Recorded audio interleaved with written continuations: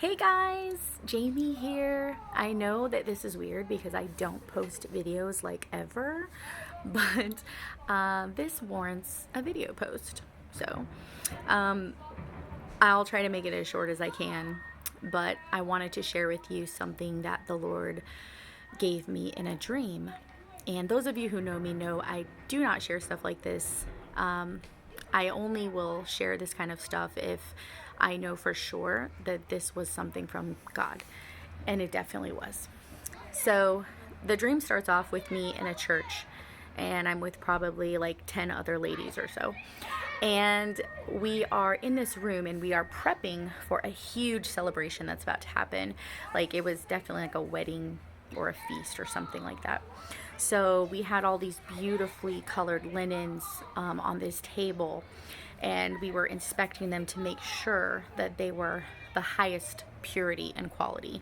And we were looking at crystals and shining it like one piece by each, one by one piece. And we were shining silverware, and there was like gold and brass and just all kinds of beautiful things, very exquisite. And I told the ladies, I said, you guys, I'm just really tired right now. I've been working so long. Do you guys mind if I go take a nap? So they said, yeah, sure, no problem. And, in my real life, I do that. I coordinate a lot of parties and events and stuff like that. So I was in my natural element. But anyway, so I went and I laid down, and I was on a couch, and there was a chair in the room. I woke up to the Lord nudging me awake, and literally God's hand on my shoulder. And I sat straight up and I said, Jesus, what are you doing here? I said, oh my goodness. And so he's just calmed me down with his touch. And he said, I've come to tell you that you need to tell everybody to wake up. They're not ready, and I'm on my way. I'm coming soon. And I said, what do you mean you're coming soon? We have so much to do. And he said, and he put his hand on me again, calming me down. And he said, Jamie, go tell everybody to wake up because I'm coming soon to get them for the feast. And I said, okay, I can do that. I can do that. So I woke up from the dream inside the dream. I ran to the other room where the ladies were, and I told them what I said. You're never going to believe what happened to me.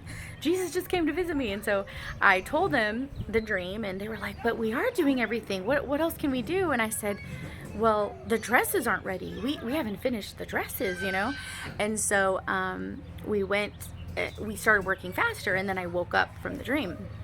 And obviously, if you know the Word of God, this is a very biblical dream, and I've never dreamt something like that before.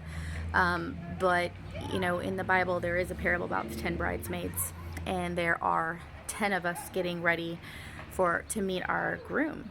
And 5 of us didn't have enough oil in our lamps. All of us had fallen asleep at one point, but we all woke up. 5 of us were ready, 5 of us weren't. The 5 that were not ready went out to go get more oil to fill their lamps while they were waiting for the bridegroom to come. And by the time they came back, he had already come. They were shut out from the wedding feast, which was horrible.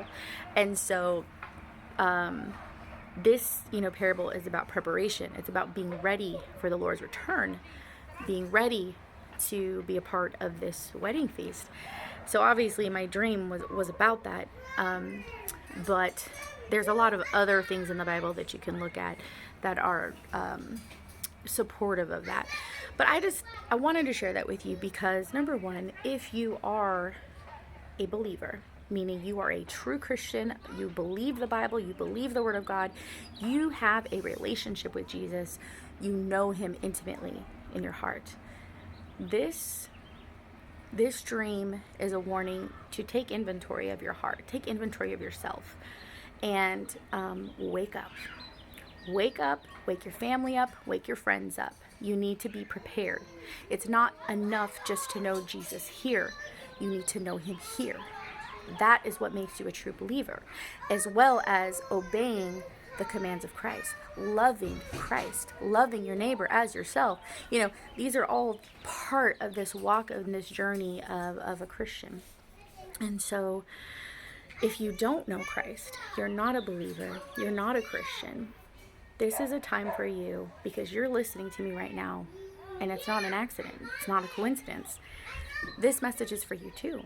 This is for you to search out who God is. Search out, find the heart of God. Ask him, say, Jesus, if you're really God, show me, prove it to me. Help me understand, help me see, help me to not be blind to the truth. And he will show you. He will show you who he is. So that is something I want to encourage you to do if you do not know the Lord. The other thing, I just want to encourage people, this season that we're in, I don't know first of all, I don't know what it means when he says he's coming soon, because yes, I have had people tell me this before. Oh, Jamie, he's been saying that, or that Bible says that, and it's been 3,000 years and he still hasn't come. Well, I know that, but guess what? He is a gracious and merciful God who is giving us opportunity after opportunity, because he does not want any of us to perish. He doesn't want any of us to have to go to hell.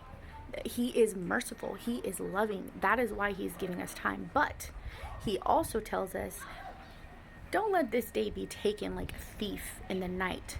And he's talking to believers, because why? Yeah, we're not going to know what day he's going to come, what hour he's going to come. But what he does say, we need to recognize the season of his coming. I believe, as well as many others, that this season is now. Why?